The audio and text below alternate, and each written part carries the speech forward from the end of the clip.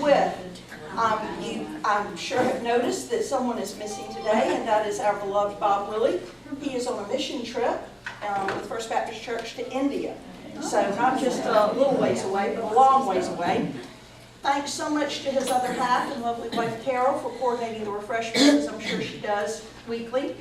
And it's my pleasure today to introduce to you Zenobia Washington. Zenobia Washington Harper. Well, I know her as Zenobia Washington as well. Zenobia graduated from Wynne High School. She received her associate's degree in art and fashion in Atlanta. She says here in the script that I have that Bob gave me that the turning point in her life to inspire her to do art was the death of her brother. And I asked Zenobia what she would have me say about her, and she said, just say that I'm a wife, a mother, and a child of God. And so we know her, we love her, and we're so happy to have her with us today. Please help me in welcoming Zenobia Washington.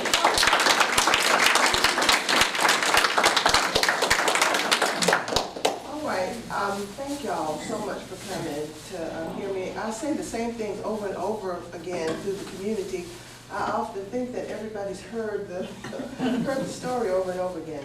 But what I would like to do is just get a show of hands so that I can get a clearer picture of how many people really understand what the Gullah culture is and who Gullah people are. So is everybody clear about that? Do we know about the Gullah people? We're clear about the culture and all of that kind of stuff? Okay, so I just want to make sure, because sometimes I go places and people do not know. I was born in New Jersey by accident. I was telling the lady here, my mom went to my uncle's for Thanksgiving and couldn't get back home. I came early and I couldn't get back home. But my father and her had already moved to New York City. So I spent until I was about 8 years old in the Bronx. But I was raised in South Carolina. I was raised in Georgetown. A student, a child, a grandchild, a great-grandchild of the Gullah people. So what I would like to start off by doing, I've written a poem, several poems in Gullah and in English. One of the things that I'm working hard on is to try to preserve language, as much of the language as we can. Because we know with many Native American tribes and things like that, when language is gone, it's difficult to hold the rest of the culture together. So I started to write in the Gullah language years ago to try to remember the things that I had learned. One of the things that I did as a young person is I left this place very disrespectfully. I left Georgetown very disrespectfully. I was 17 years old. And you think you know every doggone thing at 17 years old. And so you think that there are people, women and men out there that are way more sophisticated and way more knowledgeable and worldly than the people who actually gave you everything that you have. And so that's what I did. I left on purpose to find these people that would give me all of this grace and dignity and all of those things. Because most of the people that raised me were working hard like a dog. They didn't get a chance to live glamorous lives and wear lots of makeup and, dance like the Supremes and die in awesome existence. And that's what I was looking for. And so you kind of shun all of the things that really make you who you are, looking for something different. And so when I had my daughter, my only child, it's a humbling experience. And you realize, I was 25 years old when I had her, you realize that you don't know nothing. Even at 25, you don't know anything. And so I had to really beg the pardons of many of my family members and my people who raised me, and literally sit at their feet. Literally sit at their feet. And learn and relearn a lot of the things that I had chosen to forget and put away as I was doing wonderfully scandalous things in the world, but you know, I had decided to put what part of me that was Gullah away. When my daughter was born, this voice came to me and said, she does not belong to you. She belongs to me, and you are just a steward over her life. And I expect you to be a good steward.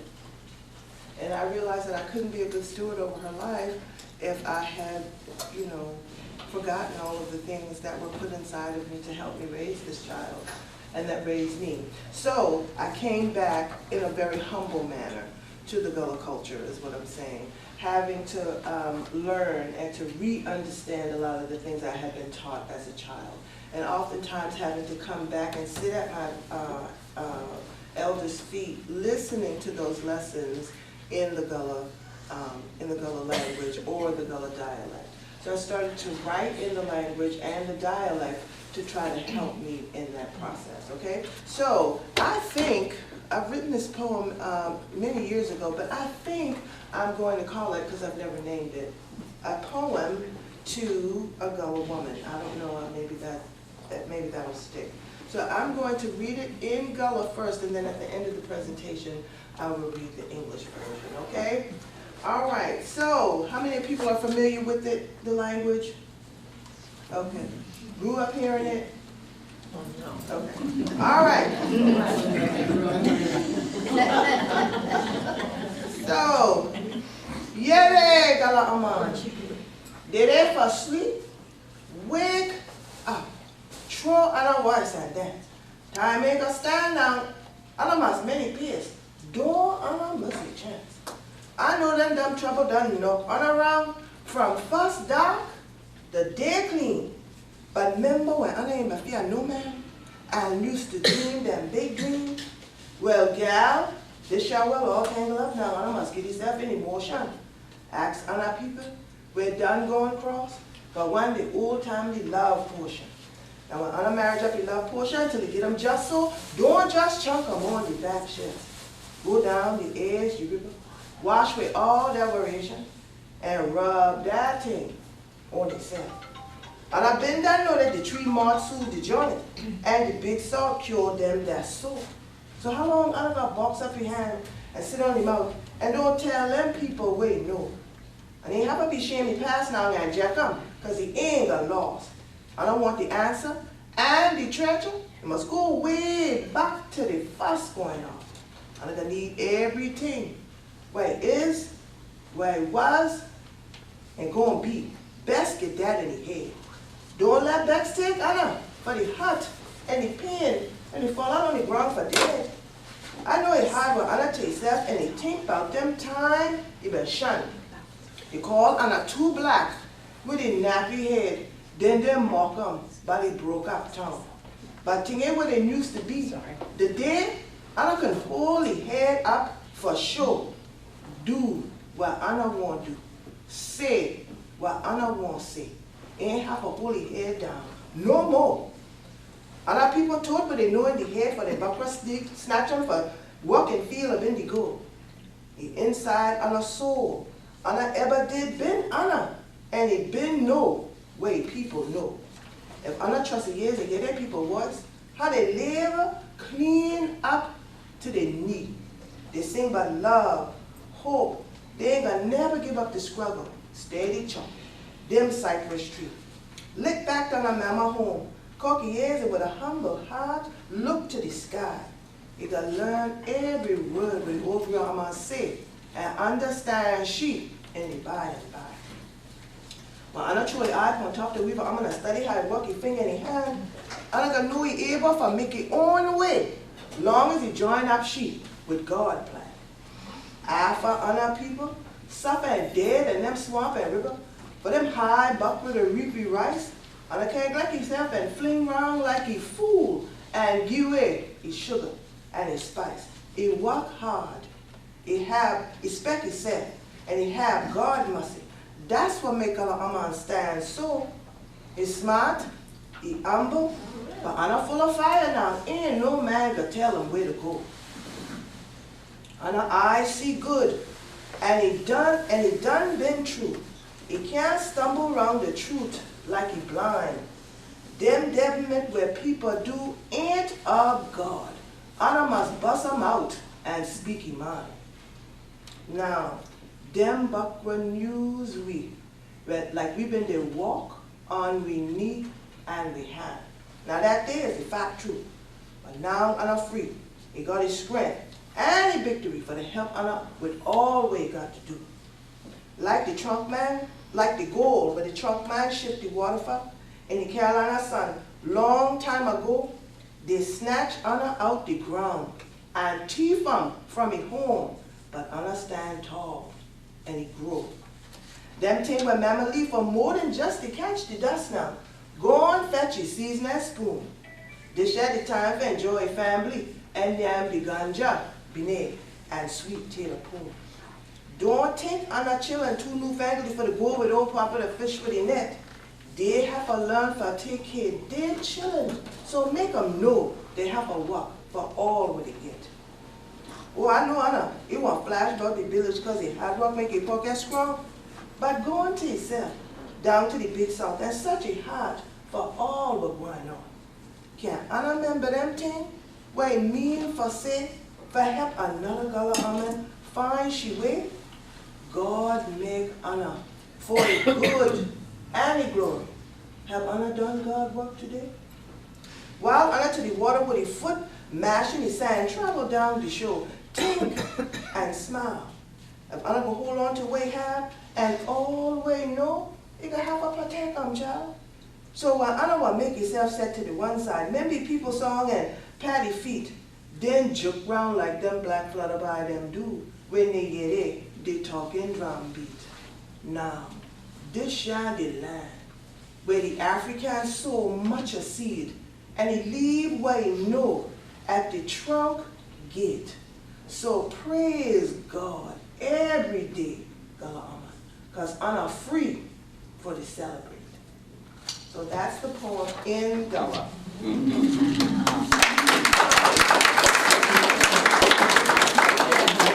I think that the thing that I was supposed to talk about today is what the culture and what Gullah means to me.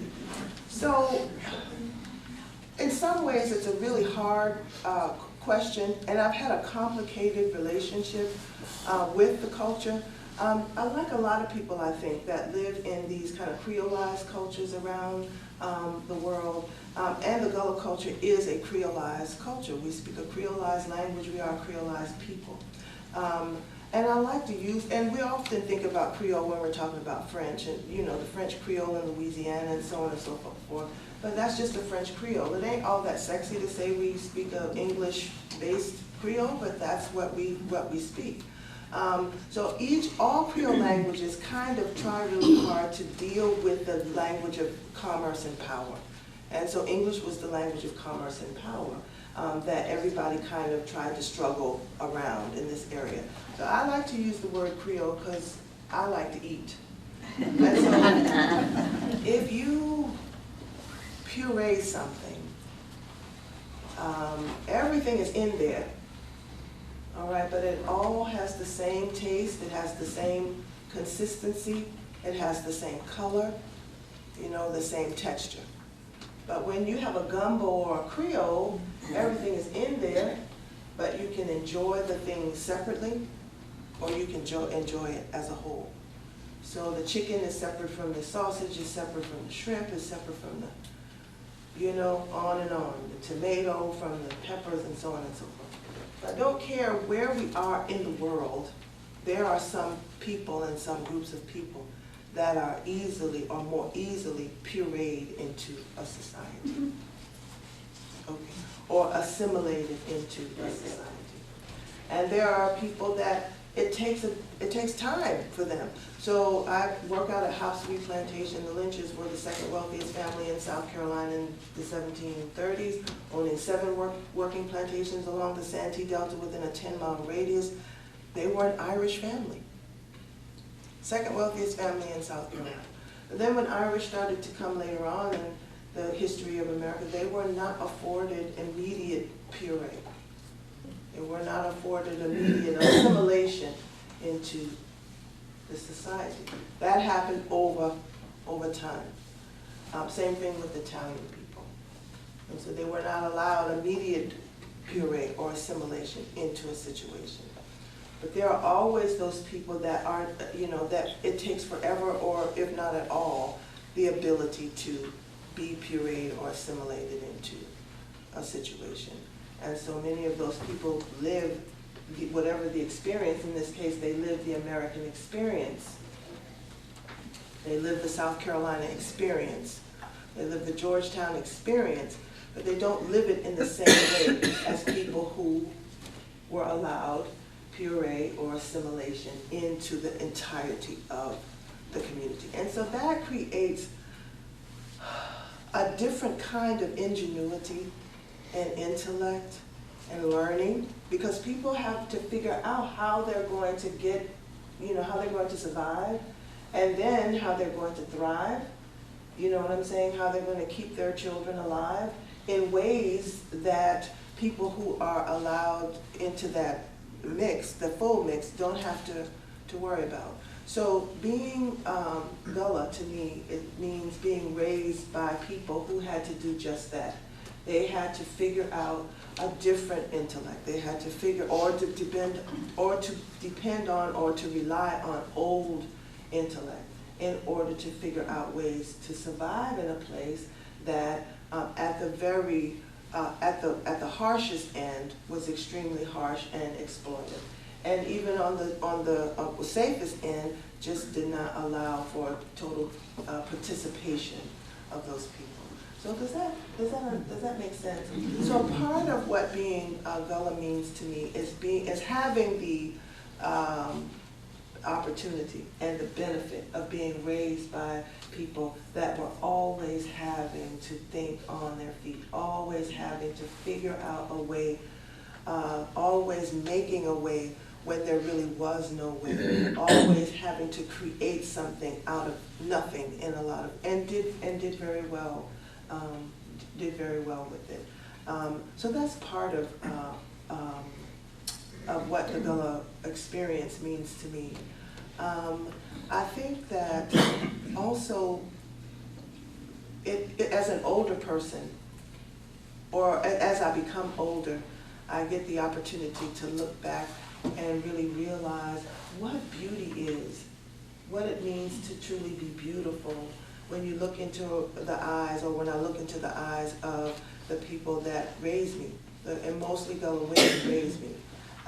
So I get a chance to go back and do a redo, try to figure out and understand what beauty means, not just in how you look, though many of my elders are gorgeous, but who they are. We're beautiful from the inside.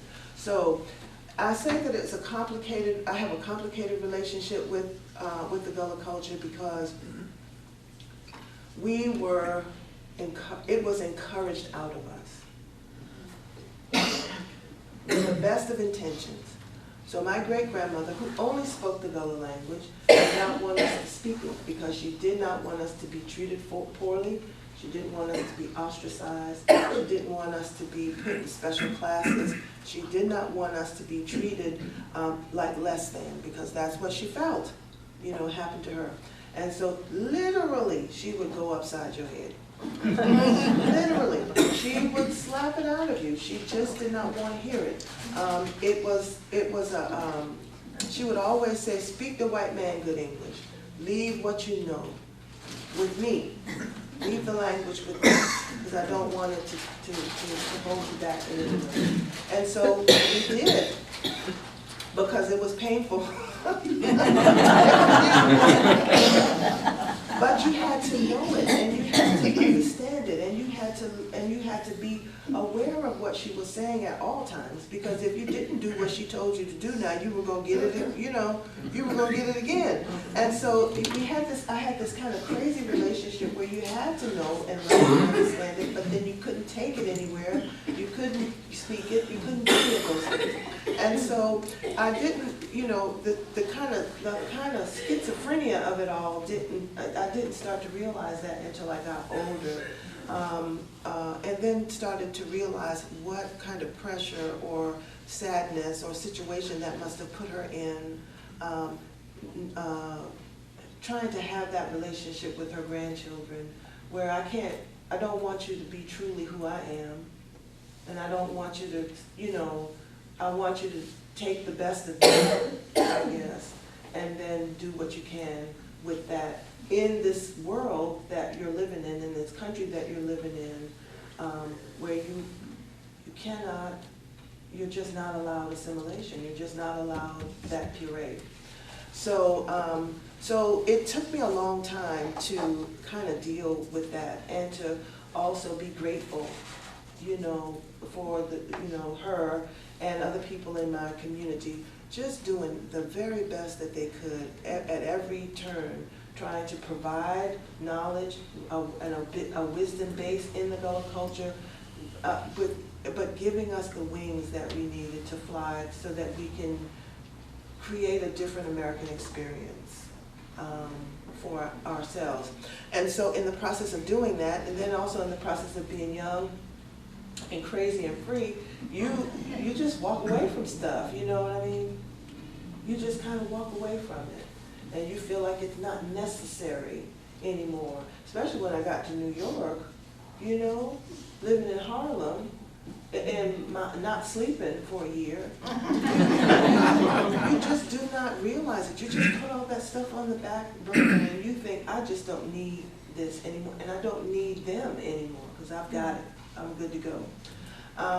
And I don't know, I think that there's something to be said for young people being having the opportunity to totally detach from things and learning, you know what I mean? Sometimes, a hard enough life for a little bit, you know what I mean? It kind of help you realize how blessed you were. It can help you realize how blessed you were.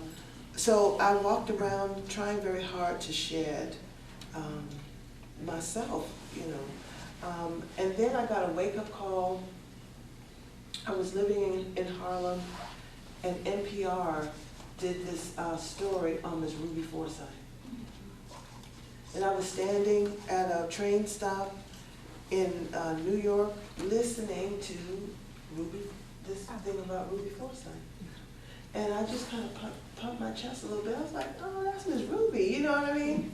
So then I'm thinking to myself, okay, well, people are knowing and understanding what's going on in the South. Maybe it's not something that I have to totally shed. But then, like I said, so then I had that's kind of the beginning. The beginning of my relationship with the Gullah culture was a student of people who had to figure out ways to raise children, survive, help us thrive in a situation that was not created for your success or for your, But it was still something that we were taught to keep in-house. When you leave us, you keep it here and don't share it with the rest of the world. I've spoken to many men who were in the World War II and Vietnam, so the word Geechee was a derogatory term, and that was a way to, call a soldier something that was not a good thing. And so people oftentimes walked around not wanting to deal with the words Gullah, not wanting to deal with the words Geechee. It was not something that a lot of people before me were proud of or wanted to be associated with. In my generation, we just were, like I said, taught to leave it alone, just leave it where it is and go on with your life. So now I'm walking into this, the next phase of my kind of relationship with the Gullah culture is this being compelled by this like an undying need for something. You know how there are sometimes for me around morning, I'm hungry. But I'm not hungry for food, but you think you're hungry for food, so you're eating because you're hungry for something. And so that kind of yearning for something is what I'm talking about. So I moved into, kind of having anything to do with the culture, to then having this kind of yearning, this kind of mourning for something, and not really knowing what it is that I was mourning for, and trying to do things to fill the void that weren't filling the void because it wasn't it. And then coming back to, you know, on vacation or whatever, and having conversations with people in the community, and finding that those communications or those conversations or those trips back to old places seem to do something. You know what I mean? To fill that hungry thing that I was having in myself, but still not really willing to commit or understanding that I needed to commit to coming back and dealing with things. And then I had my youngin, I had my daughter. And I had that experience right after she was born. And I was, you know, I wasn't all that happy. It wasn't like this whole weeping, oh my God, I understand what the voice is saying type of thing. Because I got an ego, and that chick is pretty big. You know what I mean? That chick is pretty big. And I have to, you know, I have to learn how to balance chick out, because she'll take, you know, she can take over. So I'm thinking to myself, what kind of message is this to get when you just having a newborn baby? What do you mean she doesn't belong to me? What do you mean she's not mine? You know what I mean? So I was always kind of dealing with that. But I knew and understand that I had a good upraising. I had a strict mother, I had strict, you know, grandmother and great-grandmother, but they raised me. They didn't just give birth and help you figure it out. They raised you. And I knew that I had a good foundation. My foundation was so good until I was able to go out and do scandalous things and survive. There are a lot of people who don't, you know what I'm saying? Who don't have that.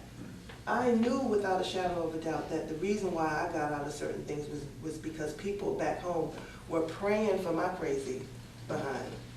That's how good my upbringing was, you see.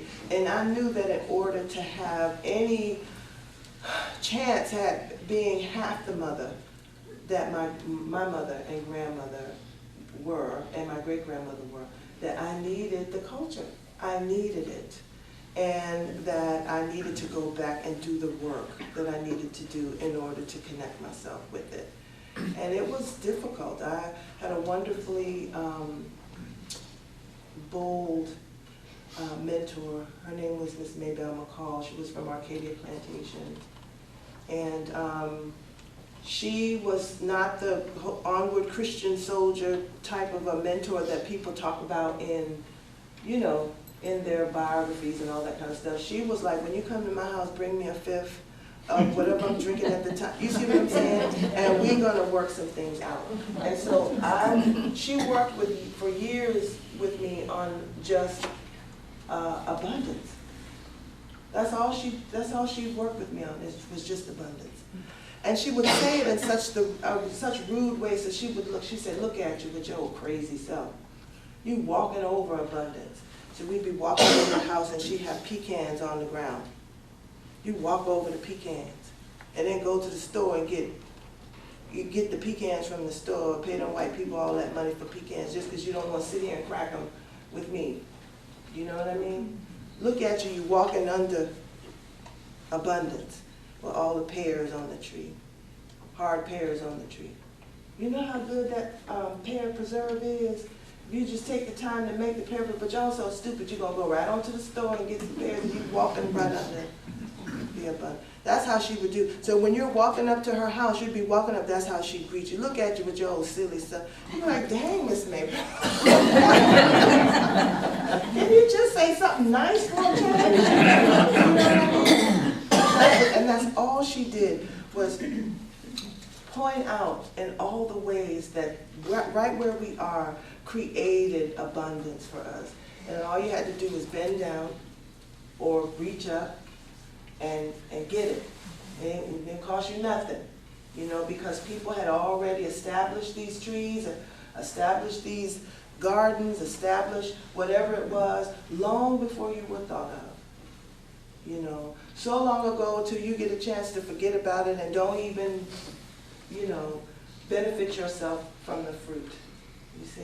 So I had to do that kind of work where I went around the community and actually asked for forgiveness for leaving in such a disrespectful way, and asked to be connected, and asked to be retaught some of those things, because I needed those things in order to pass on to my daughter, so that I was not just giving her the material benefits of you know, me being able to buy things because my great-grandmother couldn't, and saved up everything so that we could have a new pair or whatever, or go to college or whatever the case may be. But I was able to pass on the knowledge and the wisdom in the same form and context that they were giving to me, okay? So I spent a lot of time being that, or with the Gullah culture being that for me, being a student of the language, being a student of the wisdoms and the knowledges, that those old world wisdoms and knowledges, and also having to work out my ego stuff and to understand where she fit in the, you know.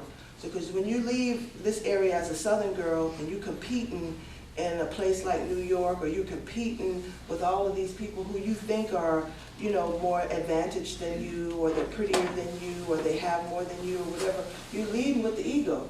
You see what I'm saying? You're trying to get in the race. You're trying to get in the and compete. And then I had to realize that that's not necessarily the way you have to live your life, and that's not necessarily the way you don't need to raise your kids with your ego leading. You have to, you know, tamp her down. So I spent a lot of time having that happen, and that is not easy.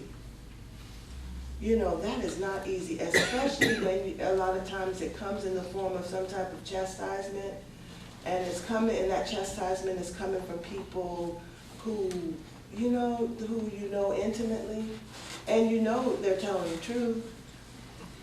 It's not like you're dealing with people out in the world and you can say, that is not true, that is not me. If you talk to your mother or your grandmother, they know you better than they know yourself, and you can't say nothing. You know that it's the absolute truth. So it was not the most comfortable thing, but then growth is not a comfortable, it's not a comfortable thing. And so so that's a better way to put it. I spent a lot of time in growing in the culture, and having the culture help to grow me up a little bit. And in that process, I wrote a poem, and I'm sure everybody's heard it, but I'm gonna read it again. I read it. I wrote this for my daughter when she was about 12 years old, because I began to realize that I wanted her to have things written specifically for her, because I didn't want to keep having to say, this is what the old people say all the time. You see what I mean? And I wanted her to maybe have the opportunity to make better choices about how she has to deal with the culture. I didn't want her to have to feel like you have to totally abandon it and leave it like I did. I want her to always have little strings of connection to it. But I fully expect for her to go and fly and do all the things that she needs to do. But I think that it's more in the forefront of her mind than it was. I don't think that she feels like she has to totally abandon it in order to grow and to live a happy life. So I wrote this poem for my daughter in Gullah and English. Some things I write in English, some things I write in just Gullah, some things I write in both. And I don't know whether I really write them, to be honest. I think that sometimes if I slow myself down enough, people, my ancestors just come and have a conversation with me. And if I'm not sleeping too deeply, I can remember some of it and put it down on a piece of paper. That's really what I believe, because I'm not a poet, and it's painful for me to write. So, sometimes it just happens. So the name of this poem in Gullah is called Dem Full Gals, okay? God stick by chillin', he got much a good thing, fling bout. He make them gal love hope, joy, and the peace for the help chillin' out. And I must love everybody, cause she jet the pain and the heart. Hope ain't never nothing long as Anna mean them for good. And then walk. And when Anna hold any hope in the hand, that joy got make them shout and dance. And I steady keep peace in the head, the devil ain't got no chance. And he got time for Tariq, And plenty working to show well for do. While sending up the timber, them 4 gals can see. True. In English, that same poem is 4 beautiful sisters, okay? There are many gifts that God and the universe did release. Among them 4 beautiful sisters, love, hope, joy, and peace. Share with others as much love as you can, because she rids the world of pain. As long as she's powered by your good works, hope is never in vain. And when your hope is realized, you'll reap the rewards of joy so kind. And when conflict and war surround your body, search for peace within your mind. You have so much to offer this world, so many wonderful things you can be. So keep the 4 sisters with you as you shape your destiny. So I wrote that during that period of time because I was learning. And then the more you learn, you realize that, oh my God, I gotta hold on to this stuff. I have to hold on to it. You know, my daughter was growing up in the age of technology in way different ways than I was. And a part of that was wonderful. Her father and I were separated, and he bought her a cell phone just to get on my nerves. He didn't want to call me. You understand? He didn't want to hear my voice on the phone, so he gave her a cell phone signal. And it called me to no end. She was 9 years old, and I thought that was too early for her. You see what I'm saying? But it helped, you know. So the technology is kind of, you know, it's kind of benign. But you have to manage that stuff. So my rule with her was always, don't text me. Don't text me. Text your daddy. Text your friends. You pick up that doggone phone. And to this day, she's 25 years old and married. Don't text me no crazy. That's crazy. I don't know who that is. I don't know how you're feeling. I can talk to my daughter now and say, how you doing? And she tells me fine, and I know that's a lie. You see what I'm saying? But I have to hear that voice in order to understand that. You text me some old crazy, some old long thing. I'm not reading all that. Now she can text me and say I'm home, you know, or text me a picture of something, but you're not texting me the whole conversation. That is not how we are going to start communicating with each other, because I am your mother. You know me inside out, and I know you inside out. So we're not going to do that. And so, you know, the holding on to the culture was what, you know, helped me to stand my ground about certain things. No video game. I mean, I don't mind you playing them, but you ain't playing them in here. We need to be able to have a space where we can talk with each other. You see what I'm saying? And not just so you can hear the words that are coming out of my mouth, but that you can hear and understand my voice. When my mother was worked at Georgetown Steel, and she was would come home sometimes late at night. She wore bangles all the time. I could tell whether we were in trouble on how the bangles. I knew we were going to get it just based on how those bangles were jingled. You see what I'm saying? So communication and language is way more than just the words that we say to one another. And you have to sometimes clear out a space so that people, your kids know your language, even when you're not talking to them and speaking to them. So I spent a whole lot of time in the culture at that time dealing with all of that. Now, today, I'm 53 years old. Now, my relationship with the culture is about finding my place within it as an elder. That's you know what I mean? So now I'm the person that young people are going to come to for the things that I needed to go to my elders for. And that is some hard stuff. To even begin to see yourself, you know, in that situation. So what we do with people like Mr. Rodriguez is we rely on them for a long time because they are here and they are available and they are still teaching and they are still active. But sometimes that causes us to just sit and not really prepare ourselves to take our place within the culture. And so, and it's not something that I really want to do. I don't want to be nobody's elder. You know what I'm saying? Yeah. Because it takes a lot of time. I mean, you have to commit to being in place in some ways that you're not used to being in place.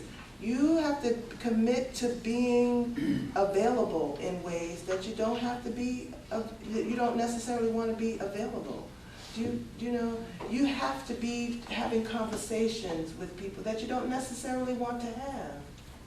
And to be of some, to be that stationary for me was not a good thing. And then also, not that it's not a good thing, it's not what I want to do. I need help in prayer and meditation around those types of things. You want to be the one to still get the knowledge and then be able to go back to Mr. Rodriguez every time you need something. You want to be able to go back and then go. You don't want to be the one that has to be still for everybody to come to. But at some point, if a culture and a language and a people are going to survive, each generation needs to figure out that they have a role in that. And so that's where I am now in terms of the Gullah culture. My husband and I started an organization called the Gullah Preservation Society of Georgetown, South Carolina, because I was sick and tired, and I am sick and tired of always having the Gullah culture being taught or being brought to us through this Charleston lens, or this Beaufort lens, or the St. Helena's lens. I ain't mad at them people, but this was the seat of rice. You understand what I'm saying? Georgetown County was the seat of rice. 40,000 acres of rice fields. 90% enslaved African labor for almost 100 years. More rice being shipped from the port of Georgetown than any other seaport in the world. If somebody else from Charleston tells me that Joseph Hayne Rainey is from Charleston, it's going to be a fight on Front Street. That man was not from Charleston. He was from right up the road. Don't come for me with that. So we can have civil conversations about the Gullah culture, but don't squeeze Georgetown through. Deal with Charleston. Do y'all thing. Y'all pretty. Y'all a Queen City. You got it. You know, y'all a marketing juggernaut. You got everything people want to see, but don't skew the history of Georgetown to squeeze it through the Charleston lens or whatever the case may be, because we got it. We got this, and we have people that are able to, you know, to be able to talk to people about the culture and to help people learn about not just the Gullah culture, but rice culture and all of those things right here in Georgetown. So don't step on my toes, and I won't step on your toes, and we'll be good to go. So that's why we started the Gullah Preservation Society, because the history of Georgetown, the Gullah people of Georgetown, is just as important as any place else along the Gullah Geechee corridor. And if we wait for people to acknowledge it, they're not. So, you know, so I'll do that. We'll do that. And that's a part of what this whole journey has prepared me for. So and that's one of the ways that I'm trying to learn to steady myself and stay in place and become the people, or one of the people that our young people can come to get resources about who their people are, okay? And not the way that my elders did it, because we're dealing with a different group of kids, and we have to figure out a way to work with them that benefits them. You know, I'm happy that Ranky Tanky won a Grammy. That's a wonderful thing. You know what I'm saying? I'm happy that Jonathan Green is who he is. All of those things need to be used in order to help take the culture forward so that it can continue to survive. Okay? So, I think I have one more poem. Well, I've got a couple more. So, I wrote this poem because of my daughter, all right? My mother is the baddest woman in the world, okay? She's the baddest chick I know. She takes 7 yards of fabric and she wraps her head for special occasions. So my daughter was on the floor one day looking, and I'm sorry, I'm hot flashing. This thing here is, if they could figure out a way to hook me up, I could create energy. But my daughter would sit on the floor and watch my mother wrap her head with wrap her turban. And one day she came running to me and she said, "Mommy, I know why Grammy is so smart." And I said, "Why?" And she said, "Because she takes all that fabric and she wraps everything she knows in her head and holds it in there." So I said, "Well, of course that's what it is." That's brilliant. I thought it was the cutest thing. So I wrote this poem just in Gullah. It's called Big Mama Rap. All right? Big Mama Rap. When Big Mama been to wrap up she head, it baby gal been to scratch across the floor. It been to study everything way Big Mama do and try for figure how I know way know. Baby gal been to think real hard, cause Big Mama been to learn them so much a thing. He try hard for remember all way Big Mama said till the little years been the twitch and the ring. Stick to under work, don't give up to the last. Scribe but do better, money learn from your past. All there be is love, but don't act nobody fool. Trust in the Lord. That Big Mama fuss rule. That baby gal been a naughty little heart, that the Big Mama do love she for sure. He watched Big Mama wind the cloth round his head and his mouth spread as wide as the door. Cause she been to the inner she figure. She ain't have her think and figure no more. Big Mama take the cloth and wrap the learning in the mirror. That's how I know, how I know. So that I wrote because of my daughter, but it's about my mom. All right, so any questions?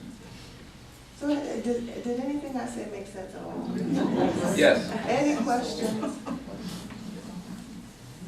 Yes, sir. Where did Gullah actually come from? Was it Africa or was it just here? Well, the Gullah experience, the Gullah Geechee experience is an American experience, okay? So the Gullah language is an American experience language. But if you think about, I know that we know that Africa is a continent, but we oftentimes speak about that thing as though it's a big old country. And everybody is the same, okay? With everybody speaking the same language called African. The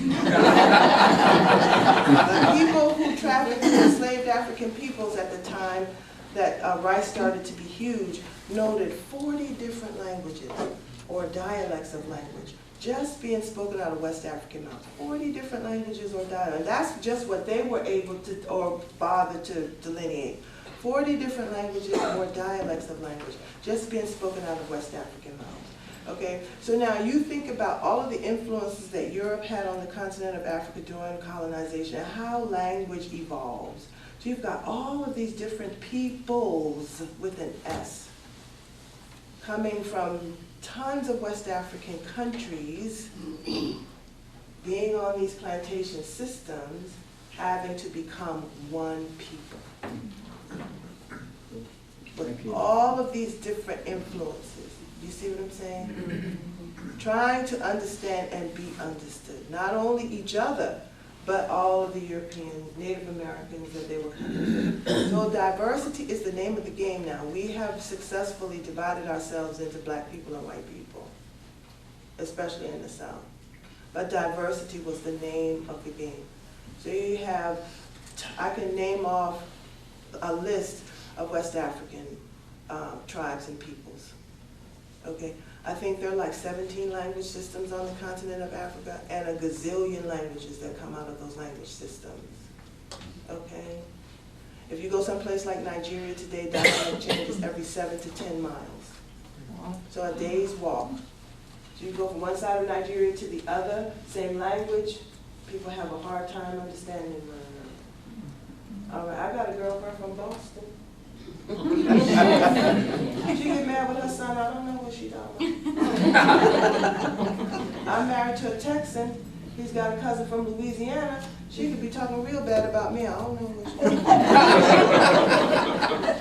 done. When I get mad and start getting real geechy with him, he goes and stands in the garage. He doesn't know what, you know?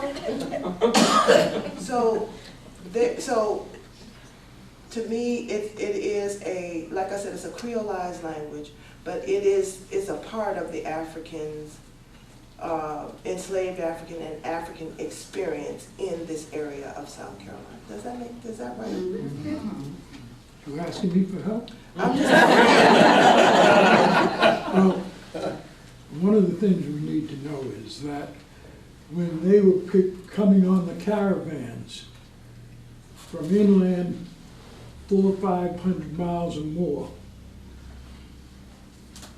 there were sometimes as many as 20 different ethnic groups. Yes, And each one of those ethnic groups spoke a different way. yes, And in order to help each other, they began to have to learn each other's ethnic languages and whatnot. And by the time they got to the coast, they had literally created a new ethnic language. And, follow? thank you, see? Now, That's why as we're a gonna go result, when they got here, now this new ethnic language came about 20 or 30 years after the colony was founded. So it was before the huge plantations and whatnot. But when the plantation, there was a period when there was planters and merchants wanted to grow more rice so they could become more wealthy. But there was nobody extra people here to do it, so that's when they sent to Africa to bring those slaves who knew how to grow rice, but at the same time they spoke that new language. Right, it And was then they found out that a lot of the indentured servants that were brought here had absolutely no skills at all. They hadn't gotten the money that they spent on them and whatnot. So they forced them to work in the rice fields to make more money. And that's when the Gullah language came about, when those two groups had to communicate. So, see, that's why we never grow up. Because our numbers are always here. So, somebody else had a question. Yes, Have you published any of your writings? I have not, and I will. Good.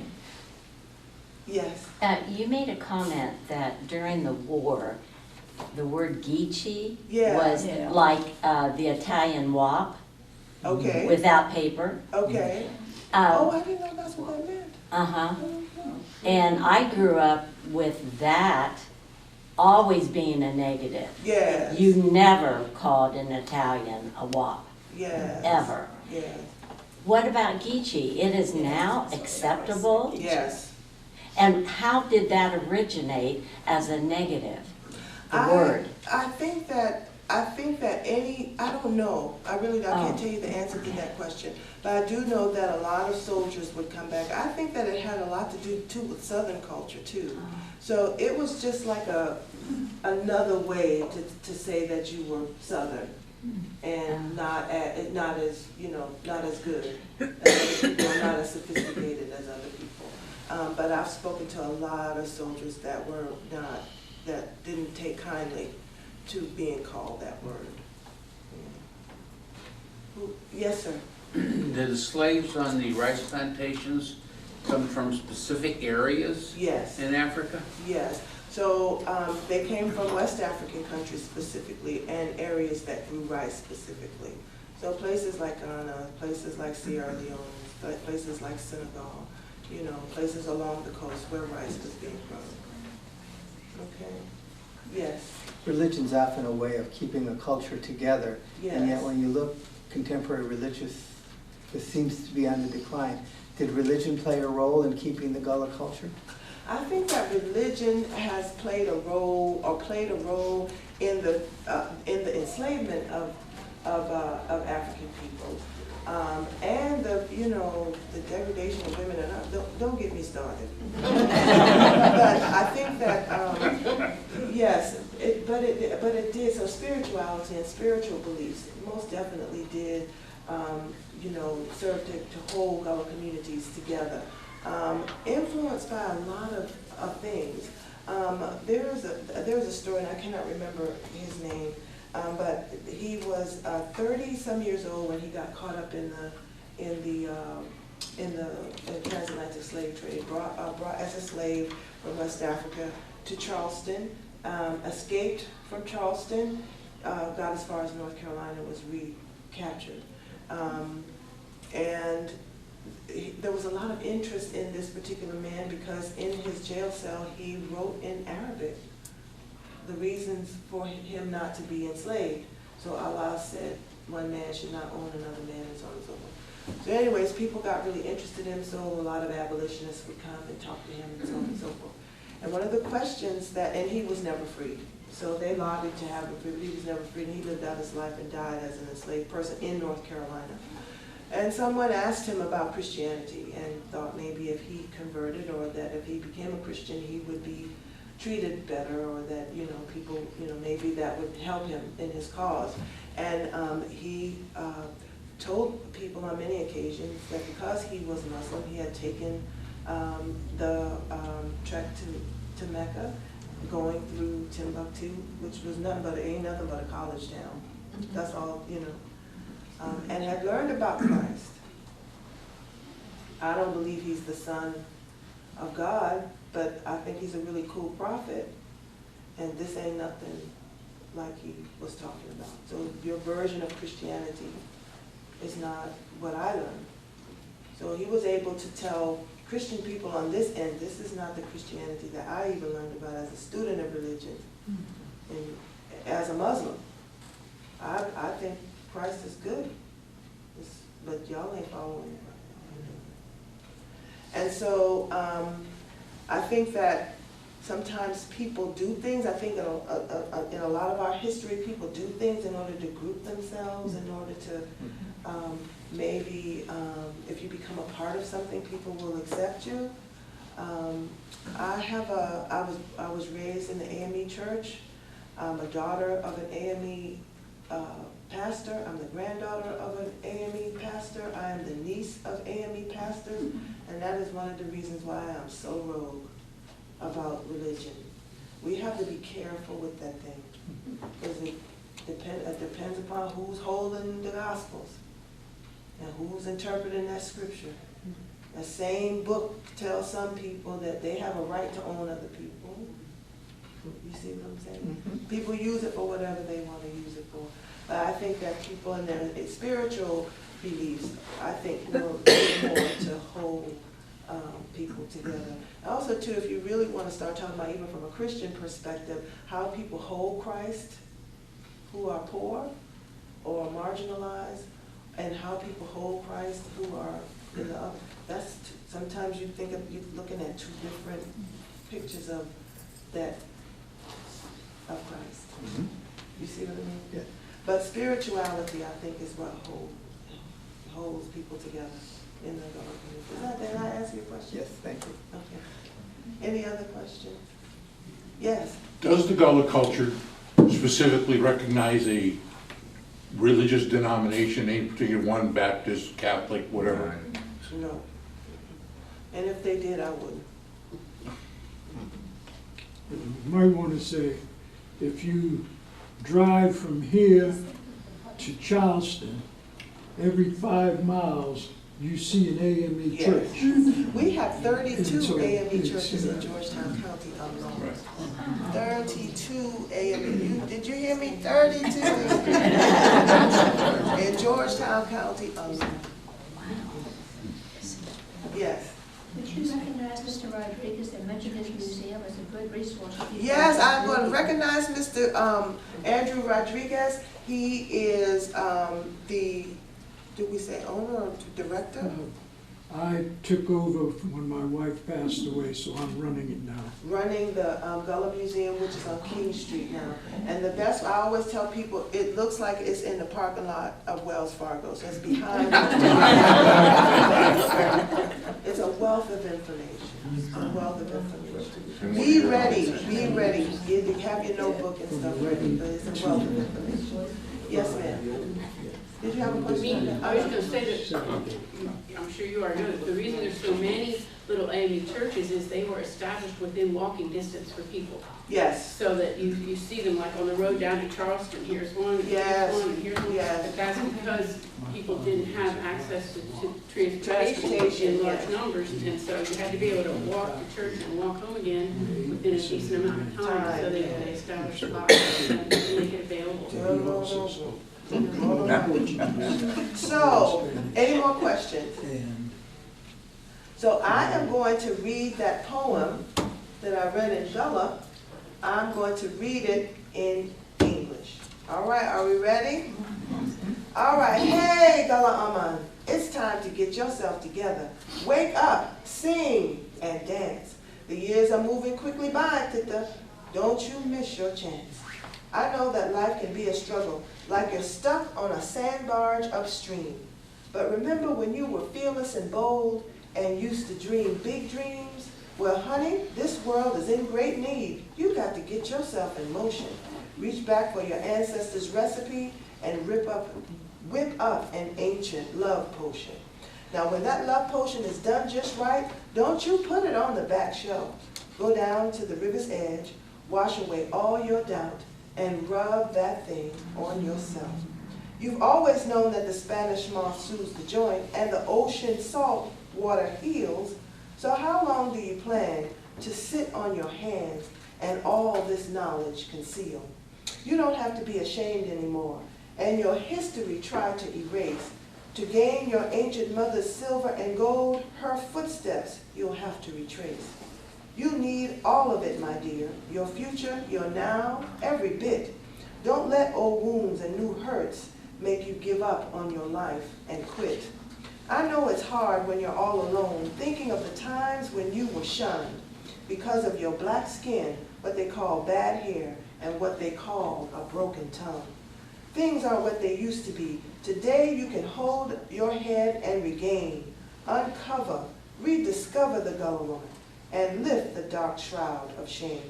The wisdoms brought across the Atlantic by those who toiled in fields of indigo is buried inside. You've always been who you are, and you've always known what they know. If you trust, you can hear the voices of your ancestors as they labored up to their knees, singing words of power, love, hope, and endurance while clearing the cypress trees. Go back to the home of your great-grandmother, and this time, listen with grace and glory. I bet you'll understand every spoken and unspoken word of the village griot stories. When you watch the sure hands and the nimble fingers of the basket weaver as she weaves, you'll realize there's no problem too hard to solve, no plan you can't conceive. Hundreds of years of cultivating foreign land, preparing it to grow the best rice, doesn't make a hollow woman full of fluff, easily giving her sugar and spice. That makes a woman who is solid and strong, fortified with mercy and grace. A woman who is smart and humble, yet full of courage. A woman who has earned her place. With all that you've seen and experienced, you can't stumble around the truth like you are blind. The veil of injustice is weak and thin, so tear it down and speak your mind. The cruelty and inhumanity that helped create your world, it is raging, it's raw, and it's real. But strength, unity, and triumph over adversity are also yours to feel. Like the gold your ancestors planted in the Carolina sun long ago, uprooted, transplanted, and stolen from home, you continue to grow. The things that Big Mama left are more than just keepsakes, so go pull out her favorite spoon. Make lots of good memories and good food like ganja, benet, and sweet potato poon. It's a gift to let your children watch the fisherman while he makes mends and casts his nets. They will grow up knowing they can catch more than just fish, so let them get as close as they can get. I know you have the desire for some bells and whistles and to acquire the things of life that glisten. But do yourself a favor, go down to the beach, pick up a seashell and listen. Can you hear the part of your life story meant to help someone you've never told? Listen very carefully, Gullah woman. Can you hear the stirring deep in your soul? While your feet are still in the sand, go for a long walk and reflect. Take a fond look at a culture that is yours to enjoy, to share, and protect. So when you feel like sitting life out, remember your ancestors' song and hum, and do like the black butterfly dancers do, and give in to the beat of the drum. On the land shaped by West African sweat, in the place that intellect helped create, never cease to be grateful, Gullah woman, that you are free to laugh and celebrate. So that's the poem in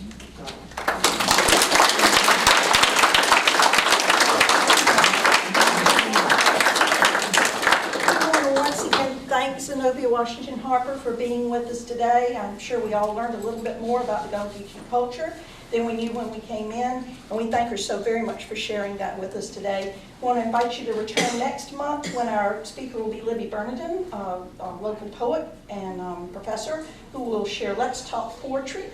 And before you leave, as you're going out, please stop by the lovely table in the back and see the dolls that were created by Zenobia, and see if one of them speaks to you and says, "Take me home. I want to be home." And they all come with the poem too, so if you buy one, make sure I give you the poem. they all come with a poem as well, and proceeds go to? The proceeds go to the Gullah Preservation Society of Georgetown. 100% of the first 200 dolls. So that will be our annual fundraiser for 2020. I ain't having no gala because they're too expensive. So, but with everything from the first 200, 100% goes. And if you give me your information, I'll make sure that you get your little thank you donation card and all of that. Thank you, guys. Thank you again.